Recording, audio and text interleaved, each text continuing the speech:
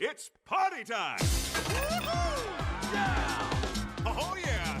Viva Pinata! Viva, viva, pinata, yada, yada! There's a place where everything's sweeter. Step on the candiosity meter. Meet all the candy-filled creatures. All pinatas love to dance. Feel the music start to prance. Boogie like they're dancing our pants. Welcome to picturesque Pinata Island.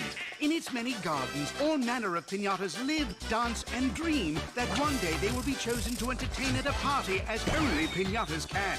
Well, most pinatas, that is. How fun! Shake it, shake it, shake it. Like a party animal. Break it, break it, break it. Like a party animal. Shake it, shake it, shake it. Like a party animal. Break it, break it, break it. Like a party animal! Love to rock and love to bounce. But it's what's inside that counts. Delicious candy in large amounts. So grab a stick and take a swing. Do the pinata thing. Come to the place where party is king. Viva Pinata! Carl and Damon here from Games, Brrraains A Head-Banging Life, gbhblofficial for short, and as they made what into a TV series. It's Viva Pinata, episode 9 of season 2. 2 segments as always, Parasite and Hibernation Nation. Now, interestingly, at this stage, I've stopped getting 2 air dates, finding 2 air dates for 2 different channels. I just got aired November 4th, 2007. So what did they both release? I have no idea what was going on. I have no idea. It didn't even narrow down where I find this information at. It didn't even narrow down whether it was on which channel. So, don't know, can't tell you. Yeah. Not that it really matters. I only added truthfully, I've only ever added these air dates just to kind of add a little bit more oomph and detail to where these segments and episodes were coming from. Originally, it was more interesting because there was often disparity between when segments were being aired and how it was split up and stuff like that. Yeah. But as always, we're going to talk you through the segments. We begin with Party Parasite. Oh, thank God, it's not a Fergie episode. So, if you remember our review of the last episode with too many Fergies, maybe they listened and they were like, all right, let's change it up. It's Hudson. It's Hudson time. Arguably, I would say if all the episodes are, like, if we were to rank them in who's had the most episodes, it's Fergie. Yeah. Well above everyone else. But I'd say Hudson second. Second, yeah, definitely. Yeah, definitely. Anyway, Hudson is forcing his way to the front of the queue to have his candy ossie measured. Because he's Hudson. But it turns out he's completely empty. And Hudson is shocked and humiliated, especially as he's kicked away by the machine landing in front of his friends. Because it's an embarrassment to not be filled with candiosity. You know? Yeah. It turns out that the key to Hudson's popularity is his ability to produce a lot of candy. Since when? This is brand new. I thought it was because he's famous, because his looks and... When's this whole, like, his popularity is based on the fact that he can produce a lot of candy? Alright, whatever. He goes to the quackberry, and it's revealed he is a parasite that is eating up all of his candy. And like on the screen, it looks like a Pac-Man version of Professor Pester. Quackberry's plan is to miniaturize pinatas and send them inside Hudson to destroy the parasite. A machine that he's read about, and Franklin, Paulie and Fergie have volunteered. Okay, 2 things. Dr. Quackberry often makes every episode better. Yes. The voice actor for this character is an absolute brilliance. Yeah, definitely. The way he is makes me laugh every single time. Brilliant character. Punt after punt, yeah. Yep, and he's also used really sparingly, so it never gets tired of him. Yeah, definitely. But then I realised, are we doing Inner Space? Damn right, yeah. And I was like, damn, that's going to be fun. Yeah. Now, admittedly, they do not have the imagination. Now, here's the thing. We're going to get to why I don't love the lack of imagination, but I almost forgive it because of what a pinata is. So, Franklin tests the machine first, but it goes wrong. And instead of making a mini Franklin, it makes Franklin wear a mini skirt. Fucking dumb. Les, who has been watching, ends up rebuilding the machine properly, and the trio get inside the vehicle and are sent into Franklin. And there you go. This is our Inner Space bit. If you don't know what Inner Space is, it's a 90s movie that had quite a strong cast. Dennis Quaid, Martin Short, Meg Ryan, and basically, man gets sent inside. There's a big reason, but it was very imaginative, very visually arresting, very interesting, very 90s. It's a pretty cool movie. Yeah, definitely. Yeah. Inside Hudson, they find the place empty. And Quackberry forces Hudson to eat so the candy will bring the parasite to them.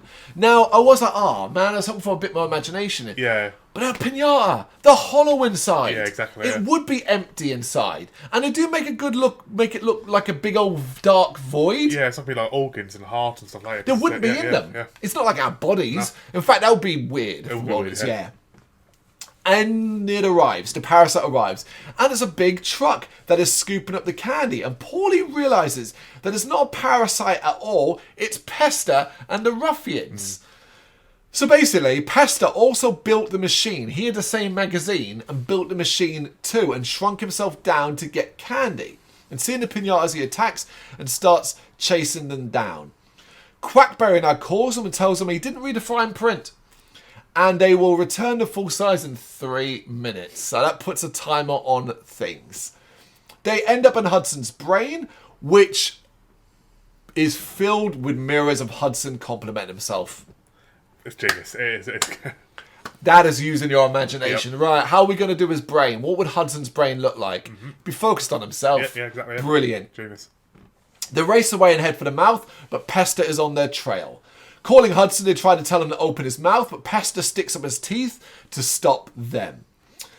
They are able to squeeze through a gap, though, and enlarge outside at the last second. Pester also comes flying out, but goes down the throat of Quackberry, who explodes when they grow back to normal size.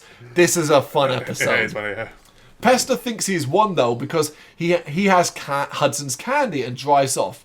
However, we see that Les disconnected the candy. Where is Fergie, you might be wondering during all of this, because when we don't see Fergie, everyone needs to be asking, where is Fergie? Yep. He shrunk himself down again and went back inside Hudson to get his candy. Fuck you, Fergie. What a dick. What a dick. Yeah. Yeah. But he ends up growing it inside Hudson, giving Hudson a very pregnant look. And the final scene is everyone getting ready to smash him out of Hudson, pinata style.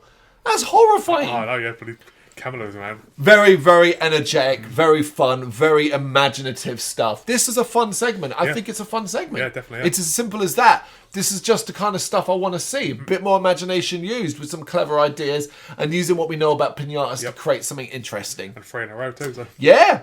And then we get segment 2, Hibernation Nation. Franklin, it's a Franklin episode, which is nice. Franklin invites all his friends to a party, a family party, a Fizzly Bear party. And he asks Hudson to give the keynote speech, which Hudson agrees to do. Everyone is glad to go until they find out it's taking place at the Fizzly Bear Lodge in the mountains, where hikers disappeared. And I was like, is that a Shining? It's a Shining joke. Yeah. It's a Shining definitely, joke. yeah. Bloody weird. Hudson panics and tries to get out of it via Simone, but she insists that he do it. Hudson lies to get out of it, but when Franklin gets upset, he changes his mind. Later, the gang are making the perilous journey up to the lodge. Hudson is hating the journey, especially when they get on a rickety snow lift, and the rest seem to be enjoying themselves. They make it to a feast, though, and Hudson tries to relax, but ends up drinking a ton of herbal tea, which messes him up, and when he starts his speech, he realises that he's really high up and runs off. The others laugh about his fears, and Hudson recants a story about a Fizzly Bear being woken up from hibernation and the chaos it can cause. And I was like, well, that's not going to happen here, is it? Yeah, exactly, yeah. To be fair, they do this in a fun way. I think this segment had potential, but... It doesn't really, Yeah. It doesn't really go anywhere fun, but Yeah. for a while I was like, yeah, this is antics, yeah. It's song time, a Fizzly Bear song about hibernation. And the moment it ends, everybody literally just falls asleep. So, that's quite funny.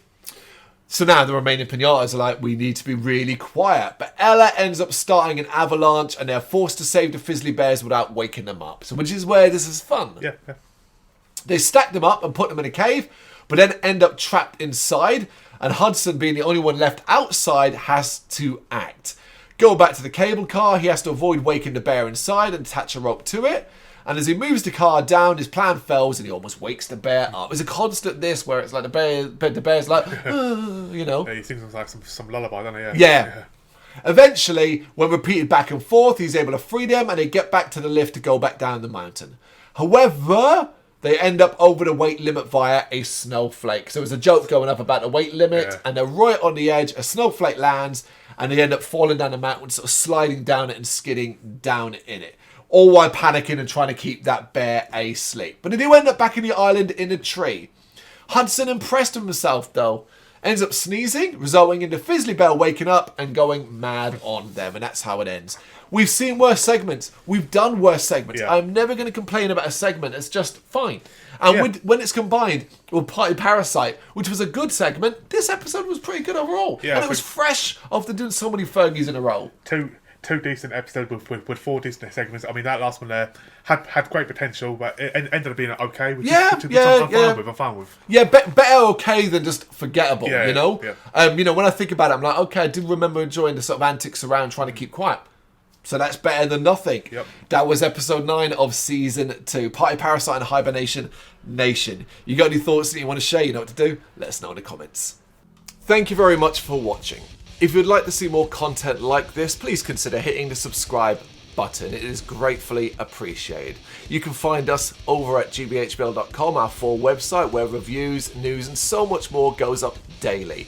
We're also on all social media platforms: Facebook, Instagram, Twitter, Threads, at GBHBL. Just search for GBHBL and you will find us out there. We also have merchandise on sale. You can access the shop via the website.